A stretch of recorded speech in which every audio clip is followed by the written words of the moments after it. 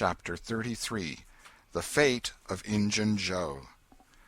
Within a few minutes the news had spread, and a dozen skiff-loads of men were on their way to McDougal's cave, and the ferry-boat, well filled with passengers, soon followed. Tom Sawyer was in a skiff that bore Judge Thatcher. When the cave door was unlocked, a sorrowful sight presented itself in the dim twilight of the place. Injun Joe lay stretched upon the ground, dead, with his face close to the crack of the door, as if his longing eyes had been fixed, to the latest moment, upon the light and the cheer of the free world outside. Tom was touched, for he knew by his own experience how this wretch had suffered. His pity was moved, but nevertheless he felt an abounding sense of relief and security now, which revealed to him in a degree which he had not fully appreciated before how vast a weight of dread had been lying upon him since the day he lifted his voice against this bloody-minded outcast. Injun Joe's bowie-knife lay close by, its blade broken in two. The great foundation beam of the door had been chipped and hacked through with tedious labor. Useless labor, too, it was, for the native rock formed a sill outside it, and upon that stubborn material the knife had wrought no effect. The only damage done was to the knife itself. But if there had been no stony obstruction there, the labor would have been useless still, for if the beam had been wholly cut away, Injun Joe could not have squeezed his body under the door, and he knew it. So he had only hacked that place in order to be doing something, in order to pass the weary time, in order to employ his tortured faculties. Ordinarily one could find half a dozen bits of candle stuck around in the crevices of this vestibule, left there by tourists, but there were none now. The prisoner had searched them out and eaten them. He had also contrived to catch a few bats, and these also he had eaten, leaving only their claws. The poor unfortunate had starved to death. In one place near at hand a stalagmite had been slowly growing up from the ground for ages, builded by the water drip from a stalactite overhead. The captive had broken off the stalagmite, and upon the stump had placed a stone, wherein he had scooped a shallow hollow to catch the precious drop that fell once in every 3 minutes, with the dreary regularity of a clock-tick, a dessert-spoonful once in 24 hours. That drop was falling when the pyramids were new, when Troy fell, when the foundations of Rome were laid, when Christ was crucified, when the Conqueror created the British Empire, when Columbus sailed, when the massacre at Lexington was news. It is falling now. It will still be falling when all these things shall have sunk down the afternoon of history and the twilight of tradition, and been swallowed up in the thick night of oblivion. Has everything a purpose and a mission? Did this drop fall patiently during 5,000 years to be ready for this flitting human insect's need?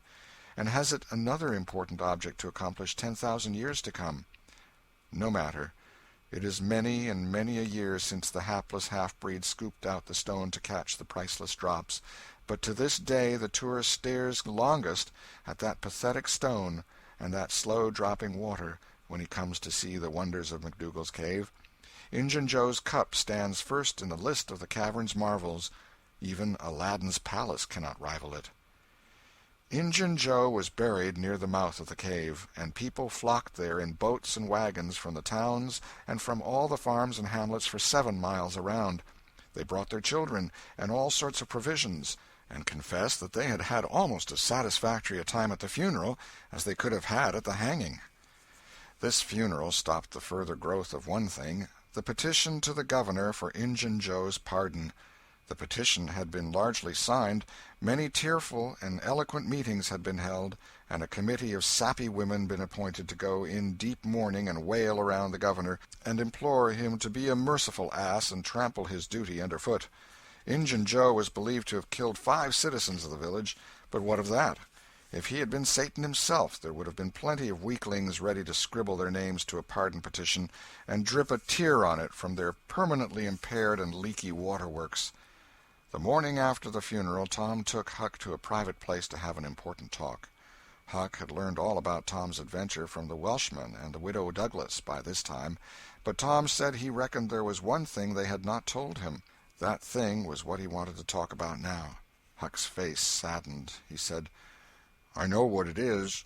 You got into number 2 and never found anything but whiskey. Nobody told me it was you, but I just knowed it must have been you soon as I heard about that whiskey business. And I knowed you hadn't got the money because you'd have got at me some way or other and told me even if you was mum to everybody else. Tom, something's always told me we'd never get hold of that swag." "Why, Huck, I never told on that tavern keeper. You know his tavern was all right the Saturday I went to the picnic. Don't you remember you was to watch there that night?" "Oh, yes. Why, it seems about a year ago. It was that very night that I followed Injun Joe to the Widder's." "You followed him?" "Yes, but you keep mum. I reckon Injun Joe's left friends behind him, and I don't want them soring on me and doing me mean tricks. If it hadn't been for me, he'd be down in Texas now, all right."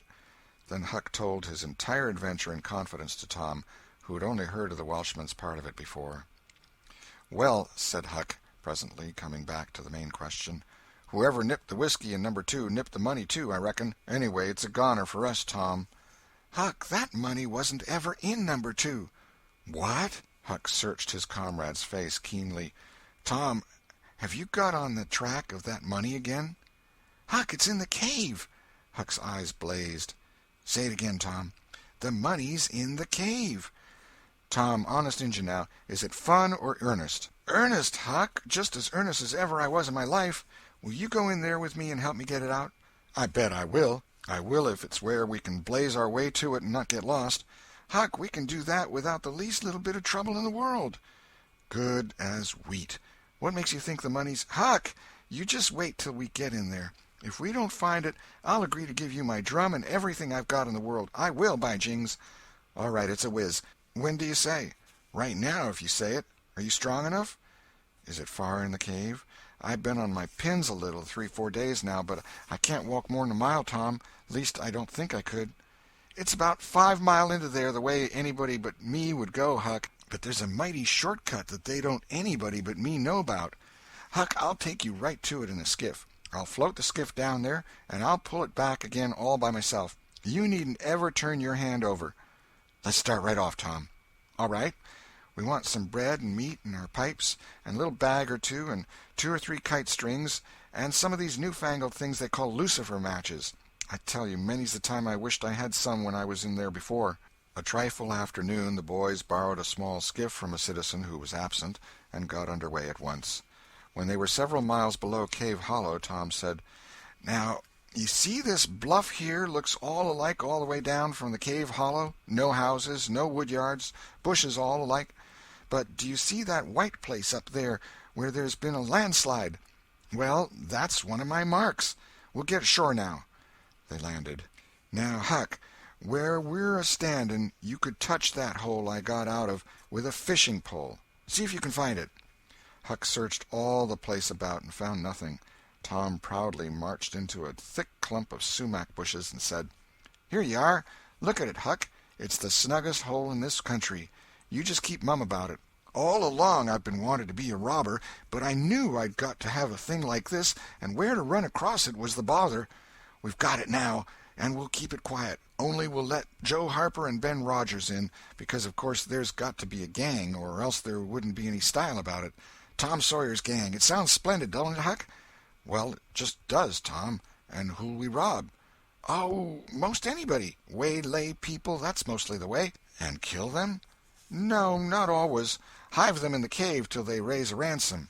"What's a ransom?" "Money. You make them raise all they can off'n their friends, and after you've kept them a year, if it ain't raised, then you kill them. That's the general way, only you don't kill the women. You shut up the women, but you don't kill them. They're always beautiful and rich and awfully scared. You take their watches and things, but you always take your hat off and talk polite. They ain't anybody as polite as robbers. You'll see that in any book. Well, the women get to loving you, and after they've been in the cave a week or 2 weeks, they stop crying, and after that you couldn't get them to leave. If you drove them out, they'd turn right around and come back. It's so in all the books." "Why, it's really bully, Tom. I believe it's better'n to be a pirate." "Yes, it's better in some ways, because it's close to home and circuses and all that." By this time everything was ready, and the boys entered the hole, Tom in the lead. They toiled their way to the farther end of the tunnel, then made their spliced kite strings fast, and moved on. A few steps brought them to the spring, and Tom felt a shudder quiver all through him. He showed Huck the fragment of candle-wick perched on a lump of clay against the wall, and described how he and Becky had watched the flames struggle and expire. The boys began to quiet down to whispers now, for the stillness and gloom of the place oppressed their spirits. They went on, and presently entered and followed Tom's other corridors until they reached the jumping-off place. The candles revealed the fact that it was not really a precipice, but only a steep clay hill 20 or 30 feet high. Tom whispered, "Now I'll show you something, Huck." He held his candle aloft and said, "Look as far around the corner as you can. Do you see that? There, on the big rock over yonder, down with the candle smoke. Tom, it's a cross. Now, where's your number 2? Under the cross, hey? Right yonder's where I saw Injun Joe poke up his candle, Huck." Huck stared at the mystic sign a while, and then said with a shaky voice, "Tom, let's get out of here." "What? And leave the treasure?" "Yes, leave it. Injun Joe's ghost is round about there certain." "No, it ain't, Huck, no, it ain't. It would haunt the place where he died, away out at the mouth of the cave, 5 miles from here." "No, Tom, it wouldn't. It would hang around the money. I know the ways of ghosts, and so do you." Tom began to fear that Huck was right. Misgivings gathered in his mind, but presently an idea occurred to him. "Look here, Tuck, what fools we're making of ourselves. Injun Joe's ghost ain't a-going to come round where there's a cross." The point was well taken. It had its effect. "Tom, I didn't think of that. But that's so. It's luck for us, that cross is. I reckon we'll climb down there and have a hunt for that box." Tom went first, cutting rude steps in the clay hill as he descended. Huck followed. 4 avenues opened out of the small cavern which the great rock stood in. The boys examined 3 of them with no result. They found a small recess in the one nearest the base of the rock, with a pallet of blankets spread down in it. Also an old suspender, some bacon rind, and the well-gnawed bones of 2 or 3 fowls. But there was no money-box. The lads searched and researched this place, but in vain. Tom said, "He said under the cross. Well, this comes nearest to being under the cross. It can't be under the rock itself, because that's set solid on the ground." They searched everywhere once more, and then sat down discouraged. Huck could suggest nothing. By and by Tom said, "Looky here, Huck, there's footprints and some candle grease on the clay about one side of this rock, but not on the other sides. Now, what's that for? I bet you the money is under the rock. I'm going to dig in the clay." "That ain't no bad notion, Tom," said Huck with animation. Tom's real Barlow was out at once, and he had not dug 4 inches before he struck wood. "Hey, Huck, you hear that?" Huck began to dig and scratch now. Some boards were soon uncovered and removed. They had concealed a natural chasm which led under the rock. Tom got into this and held his candle as far under the rock as he could, but said he could not see to the end of the rift. He proposed to explore. He stooped and passed under. The narrow way descended gradually. He followed its winding course, first to the right and then to the left, Huck at his heels. Tom turned a short curve by and by and exclaimed, "My goodness, Huck, looky here!"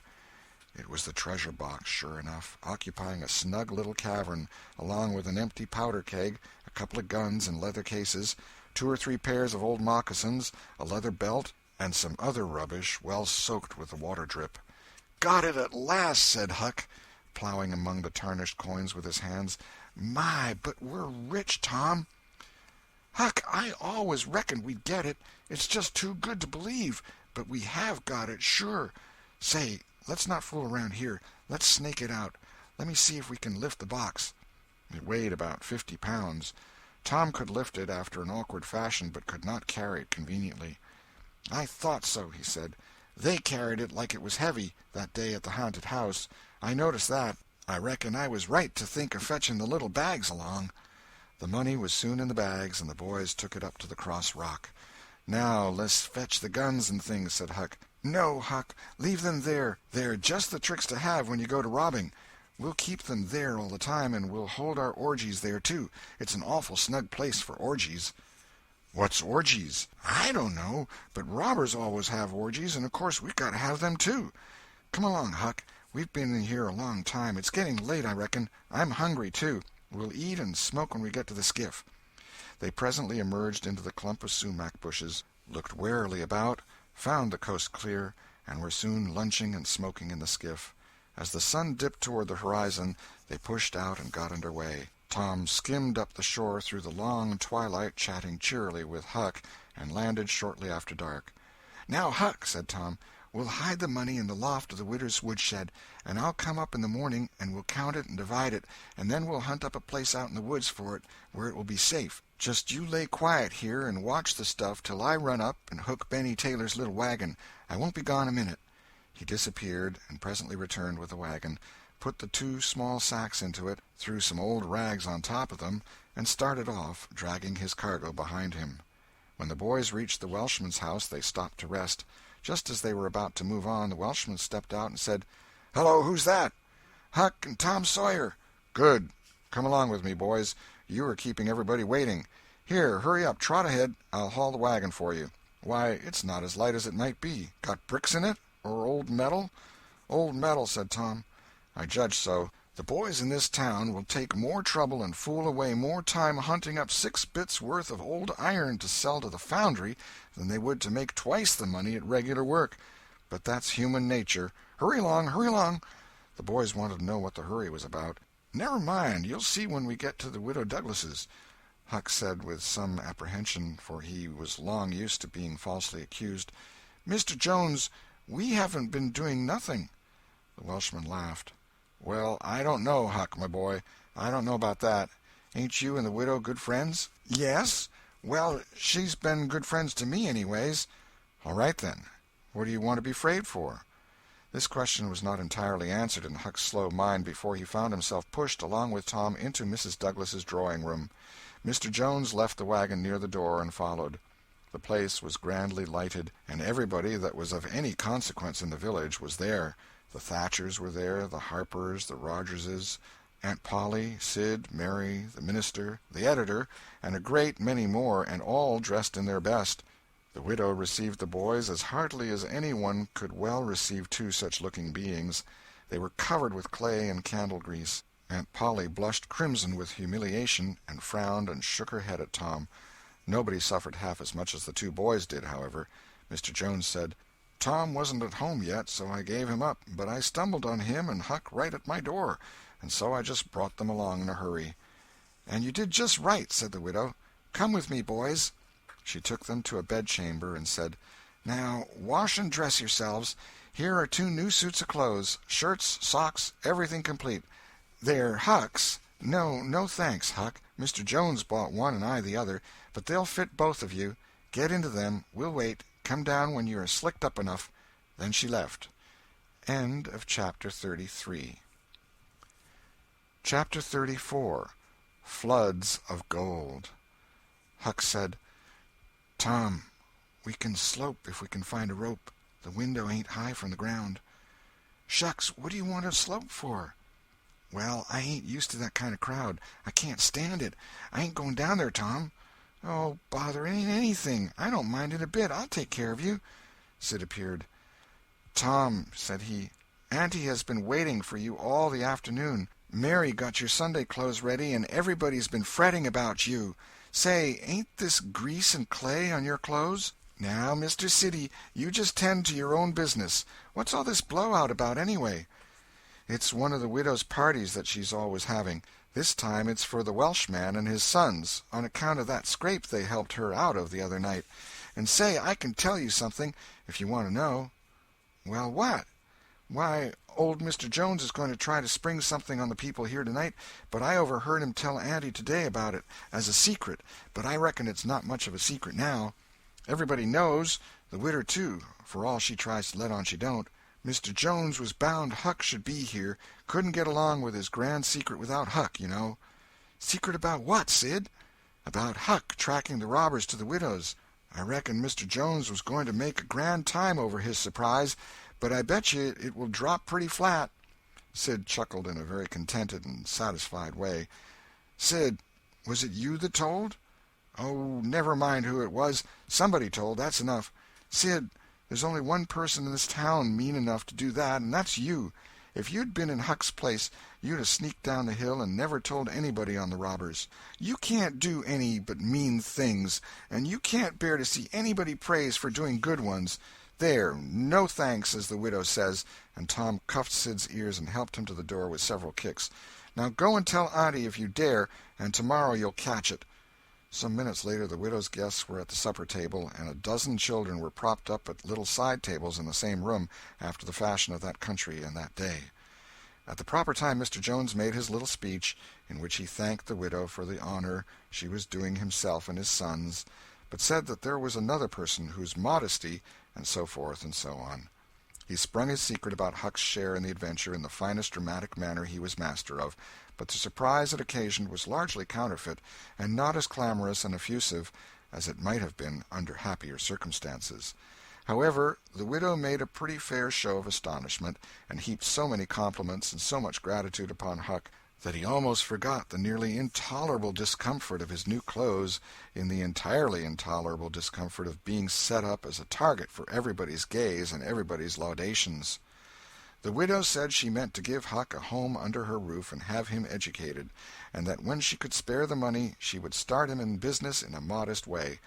Tom's chance was come. He said, "Huck don't need it. Huck's rich." Nothing but a heavy strain upon the good manners of the company kept back the due and proper complimentary laugh at this pleasant joke, but the silence was a little awkward. Tom broke it. "Huck's got money. Maybe you don't believe it, but he's got lots of it. Oh, you needn't smile. I reckon I can show you. You just wait a minute." Tom ran out of doors. The company looked at each other with a perplexed interest, and inquiringly at Huck, who was tongue-tied. "Sid, what ails Tom?" said Aunt Polly. Well, there ain't ever any making of that boy out. I never—" Tom entered, struggling with the weight of his sacks, and Aunt Polly did not finish her sentence. Tom poured the mass of yellow coins upon the table and said, "There, what did I tell you? Half of it's Huck's and half of it's mine." The spectacle took the general breath away. All gazed. Nobody spoke for a moment. Then there was a unanimous call for an explanation. Tom said he could furnish it, and he did. The tale was long, but brimful of interest. There was scarcely an interruption from any one to break the charm of its flow. When he had finished, Mr. Jones said, "I thought I had fixed up a little surprise for this occasion, but it don't amount to anything now. This one makes it sing mighty small, I'm willing to allow." The money was counted. The sum amounted to a little over $12,000. It was more than anyone present had ever seen at one time before, though several persons were there who were worth considerably more than that in property. End of Chapter 34. Chapter 35. Respectable Huck Joins the Gang. The reader may rest satisfied that Tom's and Huck's windfall made a mighty stir in the poor little village of St. Petersburg. So vast a sum, all in actual cash, seemed next to incredible. It was talked about, gloated over, glorified, until the reason of many of the citizens tottered under the strain of the unhealthy excitement. Every haunted house in St. Petersburg and the neighboring villages was dissected plank by plank, and its foundations dug up and ransacked for hidden treasure, and not by boys, but men, pretty grave, unromantic men, too, some of them. Wherever Tom and Huck appeared they were courted, admired, stared at. The boys were not able to remember that their remarks had possessed weight before, but now their sayings were treasured and repeated. Everything they did seemed somehow to be regarded as remarkable. They had evidently lost the power of doing and saying commonplace things. Moreover, their past history was raked up and discovered to bear marks of conspicuous originality. The village paper published biographical sketches of the boys. The Widow Douglas put Huck's money out at 6%, and Judge Thatcher did the same with Tom's at Aunt Polly's request. Each lad had an income now that was simply prodigious. $1 for every weekday in the year and half of the Sundays. It was just what the minister got. No, it was what he was promised. He generally couldn't collect it. $1.25 a week would board, lodge, and school a boy in those old simple days, and clothe him and wash him, too, for that matter. Judge Thatcher had conceived a great opinion of Tom. He said that no commonplace boy would ever have got his daughter out of the cave. When Becky told her father, in strict confidence, how Tom had taken her whipping at school, the judge was visibly moved. And when she pleaded grace for the mighty lie which Tom had told in order to shift that whipping from her shoulders to his own, the judge said with a fine outburst that it was a noble, a generous, a magnanimous lie, a lie that was worthy to hold up its head and march down through history breast to breast with George Washington's lauded truth about the hatchet. Becky thought her father had never looked so tall and so superb as when he walked the floor and stamped his foot and said that. She went straight off and told Tom about it. Judge Thatcher hoped to see Tom a great lawyer or a great soldier some day. He said he meant to look to it that Tom should be admitted to the National Military Academy and afterward trained in the best law school in the country, in order that he might be ready for either career or both.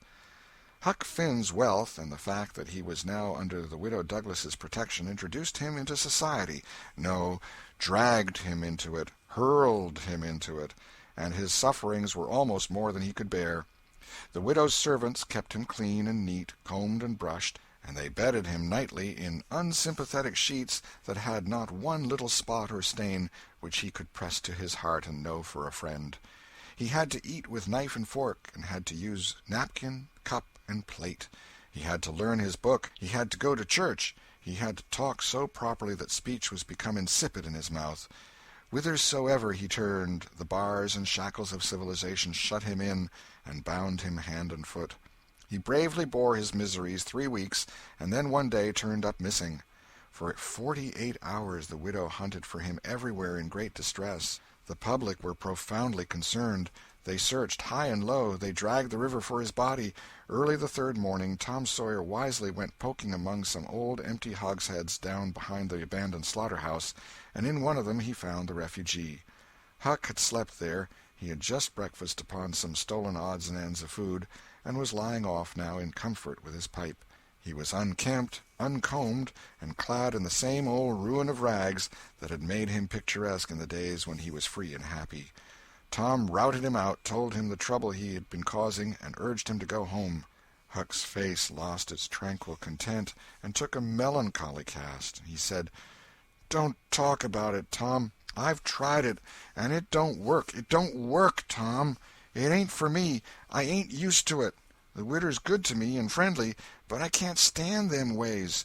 She makes me get up just at the same time every morning. She makes me wash. They comb me all to thunder. She won't let me sleep in the woodshed. I got to wear them blamed clothes that just smothers me, Tom. They don't seem to let any air get through 'em somehow, and they're so rotten nice that I can't set down, nor lay down, nor roll around anywheres. I ain't slid on a cellar door for, well, it 'pears to be years.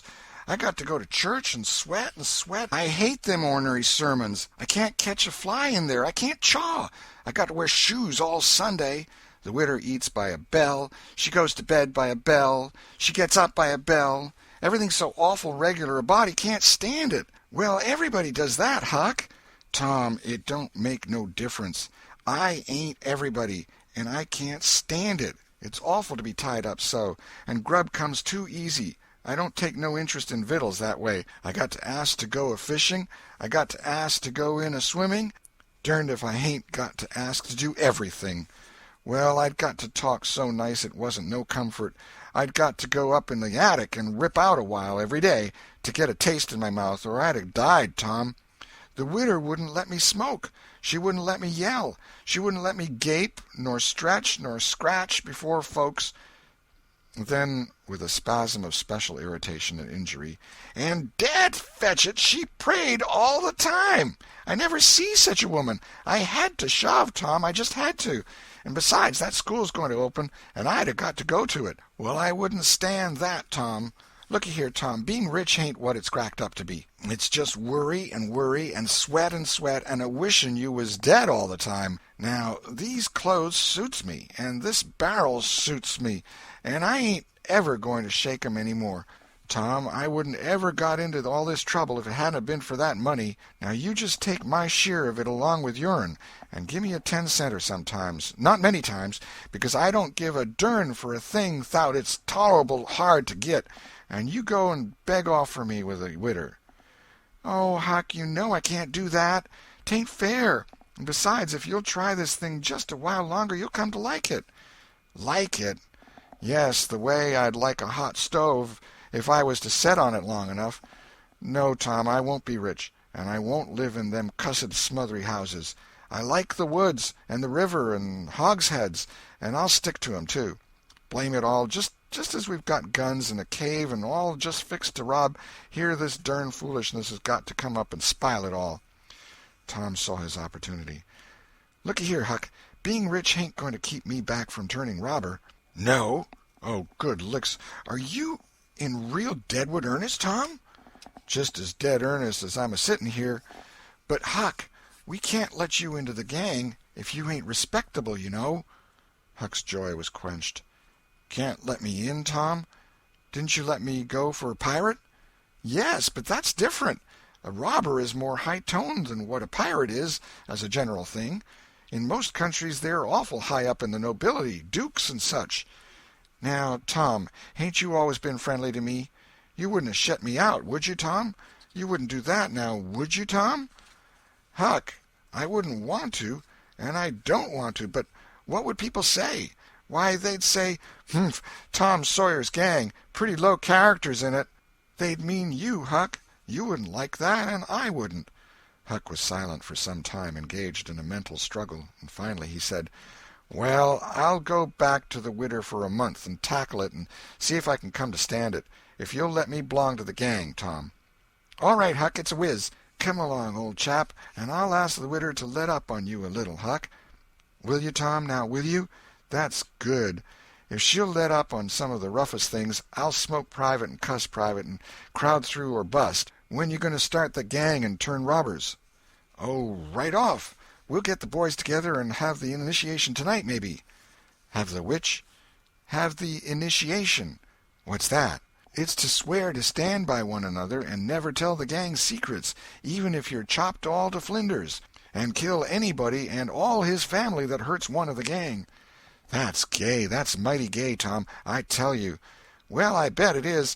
And all that swearing's got to be done at midnight in the lonesomest, awfulest place you can find. A haunted house is the best, and they're all ripped up now." "Well, midnight's good, anyway, Tom." "Yes, so it is. And you've got to swear on a coffin and sign it with blood." "Now that's something like. Why, it's a million times bullier than pirating. I'll stick to the widder till I rot, Tom, and if I get to be regular ripper of a robber, and everybody talking about it, I reckon she'll be proud she snaked me in out of the wet." Conclusion. So endeth this chronicle. It being strictly a history of a boy, it must stop here. The story could not go much further without becoming the history of a man. When one writes a novel about grown people, he knows exactly where to stop, that is, with a marriage. But when he writes of juveniles, he must stop where he best can. Most of the characters that perform in this book still live, and are prosperous and happy.